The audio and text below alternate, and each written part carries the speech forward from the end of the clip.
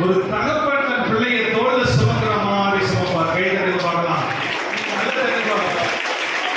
ஒரு தகப்பன் தன் பிள்ளையை எப்படி தோல்ல சுமப்பாரோ அப்படி நம்மளை சுமப்பார்.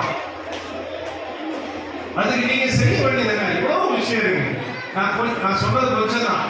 இயேசுவை நீங்க கையில் எடுத்து போறீங்க, உங்க இதயத்துல ஏற்றுக்கொள்ள போறீங்க. கண்டிப்பா ஏற்றுக்கொள்ளும் போது ஒரு உண்மையான கிறிஸ்துமஸ் அது நினைக்கிறதா இயேசுவை நாம் ஏற்றுக்கொள்ளும் போதுதான் நம்ம வாழ்க்கையில செய்து உங்க வாழ்க்கையில மாற்றங்கள் ஏற்படும். பெரிய மாற்றங்கள் செய்யணும். அதனால மறந்துடாதீங்க, நீங்க செய்ய வேண்டிய ஒரு நல்ல கருத்து, நல்ல விஷயம். ஆண்டவர் எதிர்பார்க்கிற ஒரே ஒரு நல்ல விஷயம் தெரியுமா? உங்க இருதயத்துல இந்த இயேசுக்கு இடம் கொடுக்கணும். இடம் கொடுப்பீங்களா? கொடுப்பீங்களா? உண்மையை கேட்க